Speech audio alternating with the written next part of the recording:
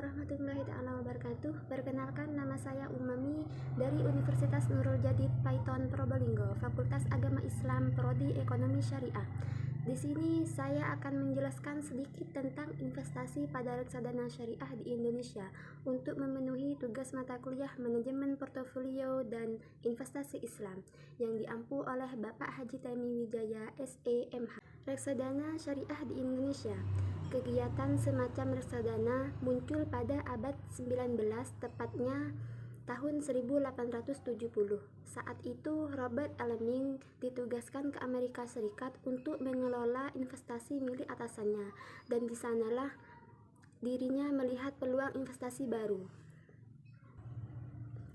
Instrumen reksadana di Indonesia mulai dikenal sejak tahun 1995, yakni atas diterbitkannya PT BDNI Reksadana. BDNI Reksadana berdasarkan sifatnya merupakan reksadana tertutup. Lahirnya Undang-Undang Nomor 8 Tahun 1995 tentang pasar modal mendorong perkembangan dunia investasi dan mulailah reksadana tumbuh aktif di Indonesia. Pengertian reksadana syariah. Fatwa Dewan Syariah Nasional menyebutkan bahwa yang dimaksud dengan reksadana syariah yaitu reksadana yang dijalankan menurut prinsip syariah Islam, baik dalam akad antara pemodal sebagai pemilik harta dengan manajer investasi sebagai wakil, maupun antara manajer investasi sebagai wakil dengan pengguna investasi. Sehingga dapat dipahami bahwa reksadana syariah adalah sarana yang dipergunakan untuk kegiatan menghimpun dana dari masyarakat yang selanjutnya akan diinvestasikan ke dalam beberapa portofolio efek yang dibantu oleh manajer investasi sebagai pengelola. Selanjutnya ialah prinsip dalam reksadana syariah. Reksadana syariah ialah salah satu produk keuangan yang mengacu kepada sistem keuangan syariah dengan berpegangan pada ketentuan ajaran agama Islam yang dalam kegiatan usahanya tidak boleh ditempatkan kepada saham-saham dan obligasi dari perusahaan yang produk-produknya bertentangan dengan syariat Islam, seperti pabrik minuman atau makanan yang mengandung daging babi, alkohol, rokok, bisnis hiburan yang mengandung maksiat, dan lain yang bertergantungan.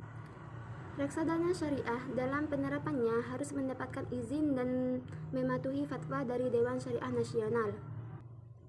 Di samping itu, DSN juga memiliki tugas untuk memberikan arahan ke manajer investasi agar kegiatan investasinya di reksadana syariah tetap berada pada jalur yang tepat, menghindari gharar dan maisir.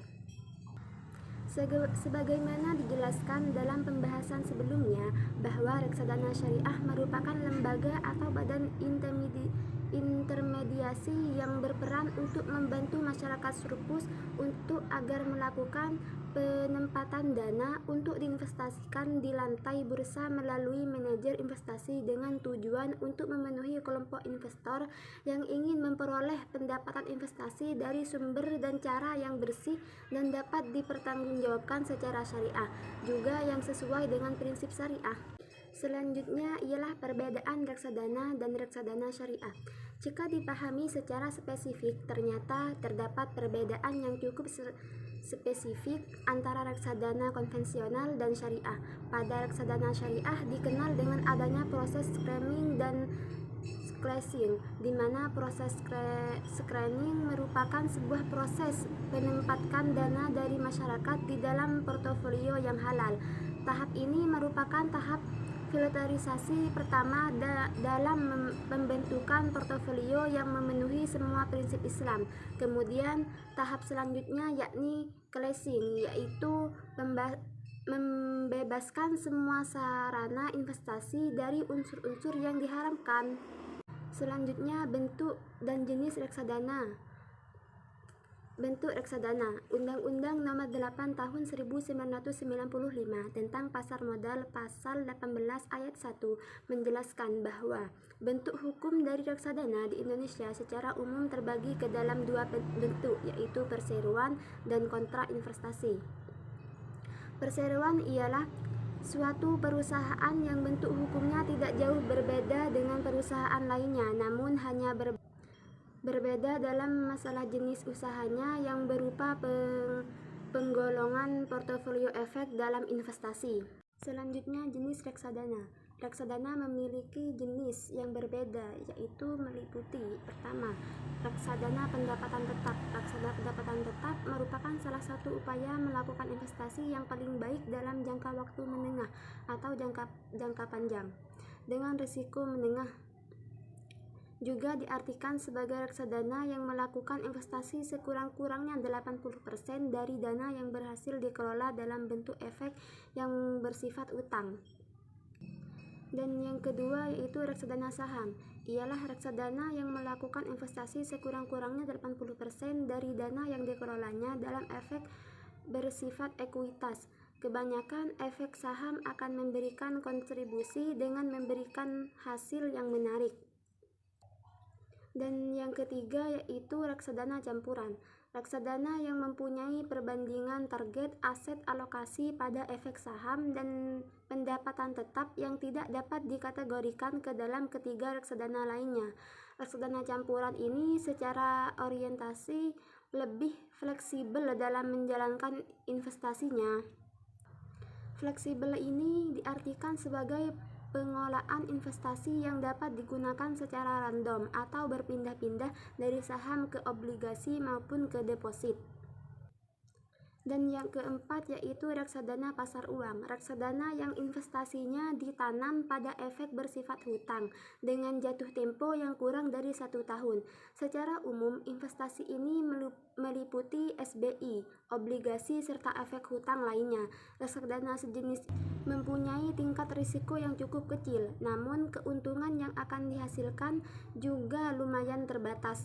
Tujuannya tidak lebih hanya untuk perlindungan modal dan untuk menyediakan likuiditas yang tinggi sehingga ketika dibutuhkan dapat dicairkan setiap hari kerja dengan risiko penurunan nilai investasi yang hampir tidak ada.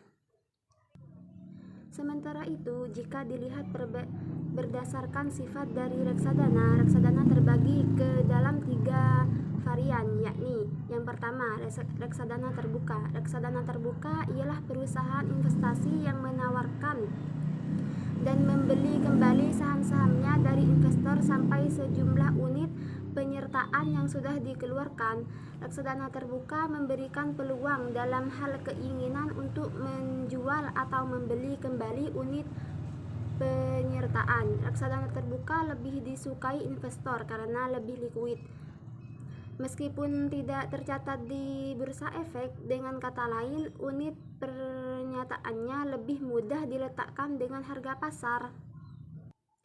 Selanjutnya, reksadana tertutup. Reksadana ini bersifat tertutup pada jumlah saham yang bisa diterbitkan atau pada saat menerima masuknya investor baru melalui penerbitan saham baru.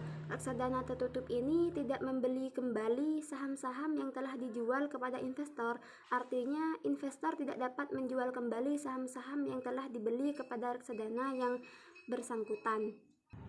Selanjutnya, unit investment trust, suatu perusahaan di bidang investasi yang tugasnya membeli portofolio efek dengan menggunakan kumpulan kekayaan dari pemegang saham atau unit penyertaan. Portofolio obligasi kemudian akan disimpan pada sebagian kustodian langsung sampai dengan batas jatuh tempo dari obligasi tersebut. Selanjutnya yaitu mekanisme dan operasional reksadana syariah.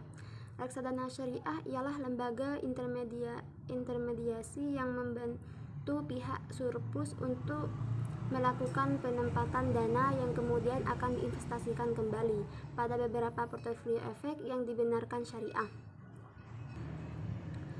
Adapun operasional dalam reksadana syariah, yaitu yang pertama, kegiatan antara permodalan dan manajer investasi dilakukan dengan sistem wakalah. Penggunaan akad wakalah dalam kontrak antara pihak investor dengan manajer investasi ini poinnya adalah perjanjian pemberian kuasa kepada manajer investasi untuk melaksanakan tata kelola dana yang telah dipercayakan, yang bertujuan untuk mendapatkan keuntungan dari dana yang diinvestasikan. Yang kedua ialah kegiatan antara manajer investasi dengan pengguna investasi dilakukan menggunakan akad mudharabah. Dalam hal ini, manajer investasi bertindak sebagai mudharib dalam akad mudharabah, namun tidak sebagai mudharib murni karena reksadana syariah menempatkan kembali dana ke dalam kegiatan emiten melalui pembelian efek syariah. Adapun prinsip mudharabah di reksadana syariah ini memiliki beberapa ciri, yakni manajer investasi tidak menanggung risiko kerugian atas investasi yang dilakukan sepanjang bukan karena kelalaiannya. Dan yang kedua, pemodal hanya menanggung risiko sebesar dana yang telah diberikan. Dan yang ketiga, pembagian keuntungan antara pemodal yang diwakili oleh manajer investasi dan pengguna investasi berdasarkan pada proporsi yang telah disepakati kedua belah pihak. Sedangkan mekanisme dalam reksadana memiliki dua prosedur, yaitu yang pertama kegiatan pembelian dan yang kedua kegiatan penjualan. Selanjutnya yaitu kendala dan strategi pengembangan reksadana syariah. Dalam upaya pengembangan reksadana syariah di Indonesia ternyata masih belum begitu optimal. Hal itu dikarenakan masih terdapat kendala-kendala dalam pengembangan reksadana syariah. Adapun kendala itu antara lain ialah yang pertama, pengetahuan masyarakat yang minim atau belum dikenalnya produk investasi berbasis syariah dalam bentuk reksadana di beberapa daerah. Dan yang kedua, minimnya instrumen pembiayaan di pasar modal sehingga sulit bagi investor untuk menginvestasikan dana. Dan yang ketiga, dualisme sistem dalam reksadana di Indonesia. Berdasarkan kendala di atas, maka perlu adanya strategi khusus sebagai upaya untuk menjawab kendala perkembangan reksadana syariah di Indonesia. Strategi yang dapat dikembangkan antara lain yakni 1. Sinergi untuk lembaga-lembaga yang terkait baik Bapepam, praktisi, akademisi, ulama, dan pengusaha dalam membangun sistem ekonomi syariah terutama di pasar modal. Dan yang kedua, memperbanyak jenis reksadana syariah guna memberikan alternatif investasi bagi masyarakat untuk menyimpan dananya di reksadana syariah. Dan yang ketiga, perlunya usaha sosialisasi idealisme tentang reksadana syariah. Baik, cukup sekian dari saya. Wassalamualaikum warahmatullahi wabarakatuh.